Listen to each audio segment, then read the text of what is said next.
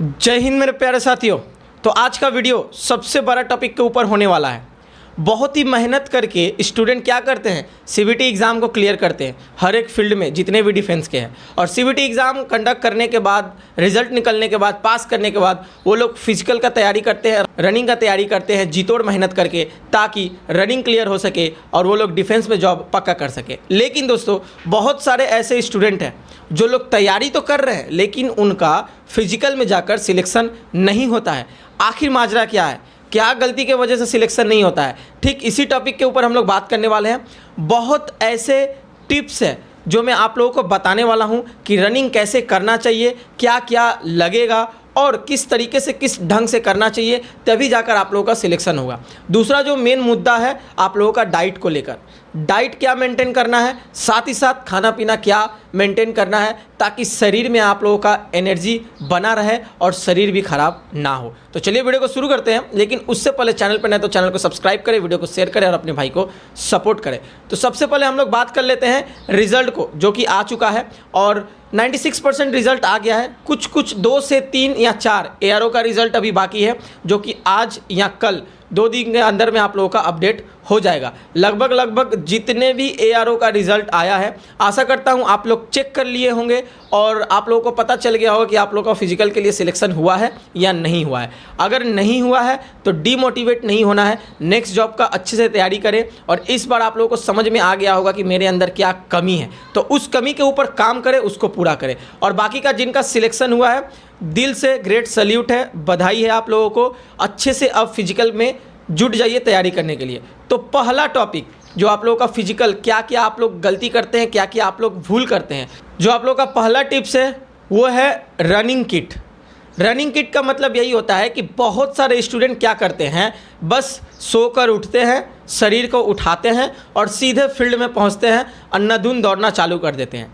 अंत में क्या होता है, उनके पाँव में छाले पड़ते हैं, या फिर जो घुटना होता है, घुटने में आप लोगों का क्रैक होता है, या फिर नस में टान पड़ता है, जिस वजह से आप लोगों का जो रनिंग है 2-3 दिन बाद नहीं हो पाता है। तो इसको ठीक करने के लिए क्या करना पड़ता है, अच्छे से समझ लीजिए। किट का मतलब यही होता है कि आप लोगों को जूता है और आप लोगों का एंकलेट बोला जाता है, जो कि पाँव में लगाया जाता है, वो सही तरीके से इस्तेमाल करना पड़ता है स्टार्टिंग में। क्योंकि भाई आप लोगों को पता ही है कि जो लोग नहीं दौड़ते हैं उन लोगों का जो मांसपेशियाँ होता है वो सिकड़ा हुआ रहता है, छोटा रहता है। तो उसके बाद जैसे ही आप लोग माठ में जाते हैं, पिछले तो कई साल से आप लोगों का मांसपेशियाँ आराम करते आया है आप लोगों के बॉडी में, और अचानक जाकर आप लोग माठ में दौड़ना स्टार्ट करिएगा तो जाहिर सी बात है जो नस है, जो मांसपेशियाँ है, उसके ऊपर इफेक्ट पड़ेगा। कुछ बंदे क्या करते हैं, एक ही बार एकदम प्रेशर दे देते हैं, जिस कारण से उनको परेशानियों का सामना करना पड़ता है। तो देखिए, किट में आप लोगों को क्या प्रेफर करूँगा, आप लोगों को पहले एक अच्छा सा शू लेना होगा। बहुत सारे स्टूडेंट क्या करते हैं, खाली पाँव ही दौड़ना चालू कर देते हैं, जिस वजह से पैर में परेशानी होती है। बहुत सारे स्टूडेंट क्या करते हैं कि गलत शू लेते हैं। गलत शू का मतलब भारी शू, वो बोला जाता है ना स्वैग लेवल वाला, मतलब जो है वही पहन कर निकल जाते हैं। लेकिन ऐसा नहीं करना है। रनिंग करने का भी जो नियम है, बहुत सारे शूज़ आते हैं, स्पोर्ट्स शूज़ बोला जाता है, जो बहुत लाइट होता है, मतलब हल्का होता है, उसी को पहनकर आप लोगों को रनिंग करना है। अगर मान लीजिए किसी के पास शू खरीदने का पैसा नहीं है तो भाई आप लोग को प्रेफर करूँगा एंकलेट, जो कि फुटबॉल खेलते टाइम पाँव में लगाया जाता है, उसको पहनकर आप लोग स्टार्टिंग में, शुरुआत में आप लोग रनिंग करिए, ताकि जो आप लोगों का पाँव है वो धीरे धीरे उस क्षमता को सहन कर पाए। उसके बाद फिर डायरेक्ट अगर आप लोग खाली पाँव भी दौड़ते हैं तो उस पाँव में मजबूती आ जाता है, जो आप लोगों का स्किन है उसमें भी मजबूती आ जाता है और इससे कोई परेशानी नहीं होती है। तो पहले आप लोग जो किट है, एक अच्छा सा शू लीजिए। शू, स्पोर्ट्स शू, आप लोग कोई भी स्पोर्ट्स दुकान में जाइएगा, बोलिएगा दे देगा, तो बिना शू का रनिंग मत करिए। अब हम लोग सेकेंड मुद्दा पे आते हैं, वो रहा रनिंग प्लेस, रनिंग स्पॉट आखिर क्या है। तो देखिए, बहुत सारे स्टूडेंट क्या गलती करते हैं ना, जहां मन तहां दौड़ना शुरू कर देते हैं। भाई ऐसा नहीं करना है। आप लोगों को दौड़ने के लिए 2 प्लेस चूज़ करना है। पहला, एकदम पर्टिकुलर फील्ड, जिसका आप लोगों का जो ज़मीन जिसको बोला जाता है, यानी कि जो मिट्टी बोला जाता है, वो सॉफ्ट हो और लेवल में हो, कहीं ऊंच नीच गड्ढा कहीं ना हो। अब आप लोग दौड़ रहे हैं, दौड़ते दौड़ते अचानक आप लोगों का गड्ढे पे पाँव पड़ा, पैर मुचुक गया, हड्डी क्रैक भी हो सकता है। सारे जीवन के लिए आप लोग एक पैर से फिजिकल हैंडीकैप भी हो सकते हैं, तो ऐसा ना करें। अगर मान लीजिए आप लोगों के घर के आसपास फील्ड नहीं है तो भाई आप लोग सड़क पे रनिंग करें। सड़क एक लेवल का समान होता है, तो सड़क पे रनिंग करें। और रनिंग आप लोगों को शू पहनकर करना है, मैं बार बार बता रहा हूँ। अब आते हैं तीसरा मुद्दा पे। जो कि रनिंग का कुछ बेसिक रूल है दोस्तों, और ये बेसिक रूल हर एक कैंडिडेट को फॉलो करना पड़ता है, और इसी बेसिक रूल को कैंडिडेट फॉलो नहीं करते हैं, जिस वजह से वो जाकर फिजिकल में फेल होते हैं। बेसिक रूल में कुछ कुछ पॉइंट आ रहा है। पहला, अब क्या हुआ, फॉर्म तो मैंने भर दिया, एग्ज़ाम क्लियर हो गया, अब मुझे जाना है फिजिकल का तैयारी करने, और जैसे ही रिजल्ट में नाम आता है ना, मानो या ना मानो, हुसैन बोल्ट का आत्मा हमारे अंदर आ जाता है, फुल जोशीला भाई, कि वाह रिजल्ट निकल गया, आप तो प्रैक्टिस करना है। और रनिंग करने का मतलब सब समझते हैं कि बस नाम आ गया है, सो के उठना है, शरीर लेकर दौड़ना भागना चालू कर देना है। ऐसा नहीं करना है। बेसिक रूल में पहला पॉइंट आप लोगों को फॉलो करना है। आप लोग कभी भी जब माठ में जा रहे हैं तो माठ में जाते आप लोग क्या करते हैं पता है? आप लोगों के जो सीनियर लड़के हैं, यानी कि कई सालों से जो लोग माठ में रनिंग कर रहे हैं, तो वो लोगों के साथ आप लोग डायरेक्ट उन लोगों के झुंड में एंट्री मारते हैं और उन लोगों के साथ ताल में ताल मिलाकर एकदम ज़ोर से रनिंग करना चालू कर देते हैं। ऐसा नहीं करना है। ऐसा करिएगा तो आप लोगों के नाक से मुंह से ब्लीडिंग भी हो सकता है। क्यों ब्लीडिंग हो सकता है? क्योंकि आपके शरीर का जो मांसपेशी है वो सो रहा रहता है, आराम कर रहा रहता है, और अचानक आप लोग माठ में उतरकर डायरेक्ट एकदम 100 के स्पीड से 30 के स्पीड से आप लोग रनिंग करने लगिएगा तो क्या होगा? उस मांसपेशी पे इफेक्ट पड़ता है। तो पहले आप लोगों को क्या करना है? 100 मीटर पैदल चलना है। सबसे पहले आप लोग माठ में जाइएगा। माठ में जाने के बाद आप लोगों को वार्म अप करना है, कूल डाउन करना है, साथ ही साथ पैदल चलना है। अब वार्म अप का मतलब क्या होता है? छोटा सा एक्सरसाइज हाथ पैर का, ताकि बॉडी आप लोगों का धीरे धीरे गर्म हो, और फिर पैदल चलना है। 100 मीटर पहले पैदल चलना है। 100 मीटर पैदल चलने के बाद क्या होगा? आप लोगों का बॉडी गर्म हो जाएगा। और एक ही बार फिर दौड़ना नहीं है, धीरे धीरे दौड़ना है।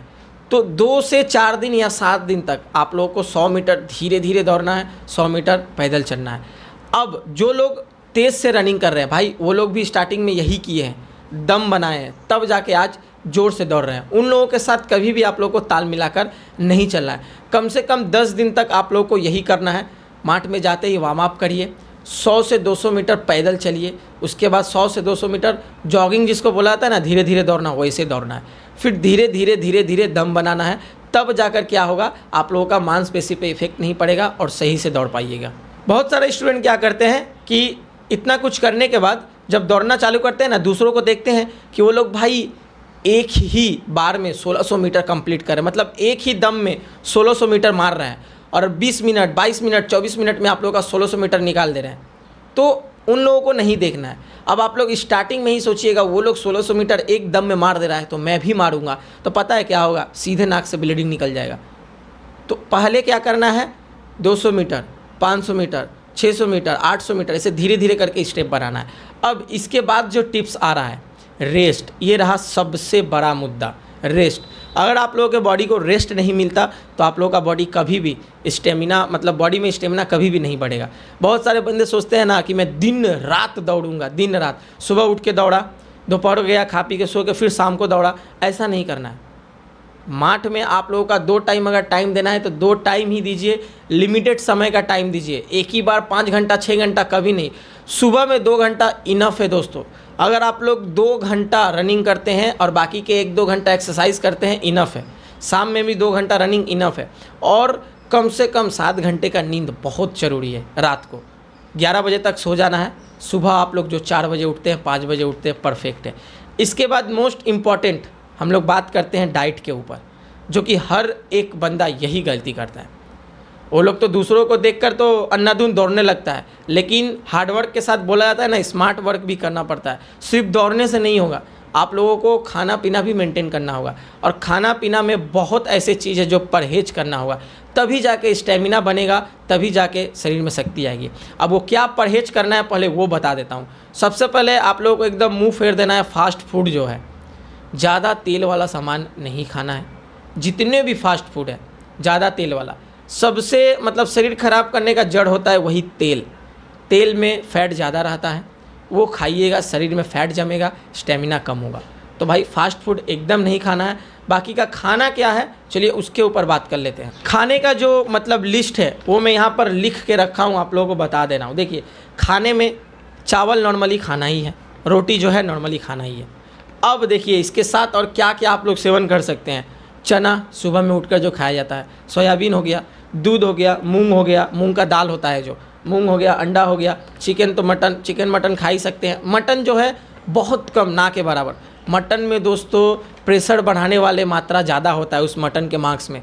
प्रेशर अगर बढ़ा तो जाहिर सी बात है हैरेसमेंट बढ़ेगा और सांस फूलने का बीमारी आएगा। तो मटन आप लोगों को बहुत कम खाइए, ना के बराबर बहुत कम, जब तक आप लोगों का फिजिकल क्लियर नहीं होता है। उसके बाद आगे बढ़ते हैं।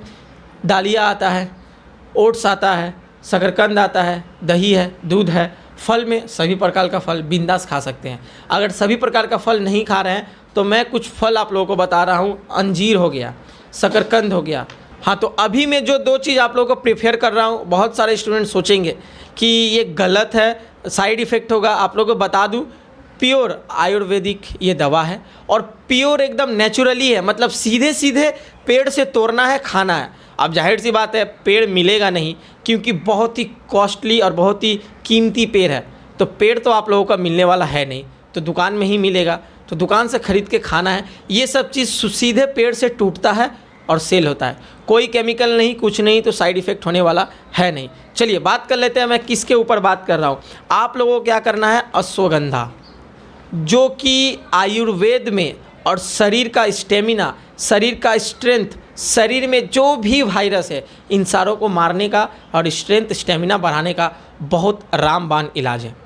जितने भी आयुर्वेदिक डॉक्टर बोलिए या फिर जितने भी आयुर्वेदिक हम लोग बोल सकते हैं, साधु भी बोल सकते हैं, जैसे हम लोग के रामदेव बाबा, एक्चुअली में साधु है नहीं बट उन वैसे ही वेशभूषा में रहते इसलिए मैं बोला, उनको देख लीजिए। उनके अलावा जितने भी बड़े बड़े इस कैटेगरी के लोग हैं भाई, वो लोग इसको प्रेफर करते हैं। आप अगर इसका सेवन कर सकते हैं तो आपका जो मांसपेशी है, आपका जो नस है, सबसे बड़ा बात आपका जो ब्लड सर्कुलेशन है, ब्लड क्लीन रहेगा, स्टेमिना स्ट्रेंथ भी बढ़ा रहेगा। अब अश्वगंधा का सेवन करना कैसे है, देखिए इसका आप लोगों का टैबलेट आता है, टैबलेट खा सकते हैं, कोई साइड इफ़ेक्ट नहीं है। अगर टैबलेट नहीं खाना है तो पाउडर आता है, पाउडर का आप लोग सेवन कर सकते हैं दूध के साथ, या फिर नॉर्मली 1 चम्मच खा के अपना पानी पी सकते हैं। तो ऐसे ये करने से क्या होता है, स्टेमिना बढ़ता है और आप लोग का शरीर का जो ब्लड है वो साफ़ होता है और अंदर में कोई भी रोग नहीं हो सकता। इसके अलावा अंजीर हो गया, इसके अलावा अब जो मेन बोलने जा रहा हूँ शिलाजीत। अब ये सोचकर भाई आजकल का जो जेनरेशन है बस सब सोचेंगे शिलाजीत, ओ शिलाजीत का इस्तेमाल तो ये होता है, ऐसा कुछ नहीं सोचना है, ठीक है। शिलाजीत का मेन जो काम है वो है शरीर का जो अंदर का शक्ति होता है उस शक्ति को गेन करना, ताकि लोग बोलते हैं ना कि बहुत जल्द मैं हाफ जा रहा हूँ, बैठ जा रहा हूँ, अब दौड़ नहीं पा रहा हूँ, तो शिलाजीत का अंदर यही एक टैलेंट है। अगर वो आप सेवन करते हैं तो आपके स्टेमिना को डबल बढ़ा के रखता है। ये 2 चीज़ में से कोई एक चीज़ आप लोग ले सकते हैं। तो ये रहा डाइट को लेकर मैं आप लोगों को बता दिया हूँ। और लास्ट सबसे बड़ा मुद्दा जो कि हर एक स्टूडेंट में कूट कूट कर ये चीज़ भरा रहना चाहिए, वो है मोटिवेशन। अगर मोटिवेशन नहीं रहा आप लोग लाइफ में कभी भी आगे नहीं बढ़ सकते। अब मैं इसको क्यों बोल रहा हूँ, बहुत सारे स्टूडेंट दूसरों को तो देखकर मस्त आग लगा लेते हैं अपने शरीर में, मैं भी करूँगा, पास करूँगा, दौड़ूंगा, माठ में चल जाते हैं। लेकिन जैसे ही 1 दिन दौड़ते हैं, 2 दिन दौड़ते हैं और 3 दिन, दोस्तों बस 3 दिन काफ़ी है। मैं खुद माठ में दौड़ा हूँ, जाया हूँ। 3 दिन के बाद मेरा जो हाल हुआ था ना, सुबह सुबह मैं संडास में नहीं बैठ पा रहा था, दोनों पाँव काँप रहा था, मतलब जो दीवार है दीवार पकड़ के उठ रहा था। तो पाँव का जो गंदा हालत होगा ना, तो आप लोग सोचिए कि नहीं अब नहीं होगा, नहीं जाना मुझे, इतना दर्द देगा, पाँव दोनों काँपेगा। तो इस हाल में पता है क्या करना है, इस हाल में उसी दर्द में और दर्द देना है। और अगर 7 दिन ये चीज़ कंटिन्यू करते हैं, 7 से 10 दिन, वो दर्द कब गायब हो जाएगा आपको पता नहीं चलेगा। शुरुआत का 10 दिन ही दोस्तों आपको सहन करना है। वो बोला जाता है ना कि तपना तो पड़ेगा तभी जाकर कीमत बढ़ेगा। एग्ज़ाम्पल स्क्रीन पे भी एक फ़ोटो लगाया हूँ, देख लीजिए। भुट्टा आग में तपने से पहले कितना में बेचता है, 5 रुपया या 10 रुपया कहीं कहीं। लेकिन जब वो आग में तप कर पक जाता है तो उसको वो चीज़ डबल करके बेचा जाता है, 20 रुपया या 25 रुपया या 15 रुपया, जो भी हो, जहाँ जहाँ जिसका रेट। मतलब कच्चा खरीदिएगा 5 रुपया में मिल जाएगा, पका हुआ खरीदिएगा 10 रुपया में। क्यों भाई, पकने के बाद कीमत बढ़ गया, उसको तपाया गया, तपने के बाद उसका टेस्ट बढ़ा। तो वही चीज़ अगर आप लोगों का भी टेस्ट बढ़ाना है तो घिसना तो पड़ेगा। हीरा चमकता है किस वजह से, उसको घिसा जाता है। कई महीने तक घिसा जाता है, तब जाके वो चमकता है, तब लोग उसको पसंद करते हैं। तो आप लोगों को भी माट में घिसना पड़ेगा, अपने पाँव में दर्द देना होगा, तब जाके चमकिएगा। तो मोटिवेट रहिए, और अगर फेल होते हैं तो समझ लीजिएगा फेलियर ही सक्सेस का पहला सीढ़ी है। जो लड़का लाइफ में फेलियर होता है वही सक्सेस होता है, 100% एकदम। फेल होइए, फेल से सीख लीजिए और सक्सेस होइए। तो चलिए आज का ये वीडियो इतना ही दूर तक। बहुत जल्द मेरे इस चैनल पे सीधे लाइव रिव्यू लाने वाला हूँ। कहाँ से? तो एक वीडियो आप लोगों ने देखा होगा, रिटायर्ड आर्मी के जवान जो देश की सेवा करके आए हैं, साथ ही साथ एक नेवी के बंदे भी बैठे थे और आर्मी के जवान भी बैठे थे। उन लोगों का सक्सेसफुल स्टोरी, कैसे वो लोग इस मुकाम पे पहुँचे, देश के लिए सेवा किए, सारा टिप्स वो लोग बताए हैं। तो ठीक वो लोग ही ट्रेनिंग करवाते हैं। उस फील्ड में बहुत जल्द जाने वाला हूँ और आप लोगों को डेली नहीं तो हफ्ते में 2 वीडियो तो देने वाला हूँ। किस तरीके से वो लोग ट्रेनिंग कर रहे हैं, आप लोगों को देखकर कैसे ट्रेनिंग करना है, कैसे वो लोग करवा रहे हैं। फिजिकली अगर ऑन द स्पॉट नहीं कोई पहुँच पा रहा है तो वर्चुअली आप लोग इस वीडियो के माध्यम से बहुत अच्छे से तैयारी कर सकते हैं। तो बस आज का वीडियो इतना ही तक। चैनल को सब्सक्राइब करें, वीडियो को शेयर करें। तो चलिए सीधे मिलेंगे नेक्स्ट वीडियो में कुछ नए टॉपिक के साथ, कुछ नए इन्फॉर्मेशन के साथ, कुछ नए अपडेट के साथ। तब तक के लिए मेरा फुल वीडियो देखने के लिए थैंक यू। जय हिंद, जय भारत, वंदे मातरम।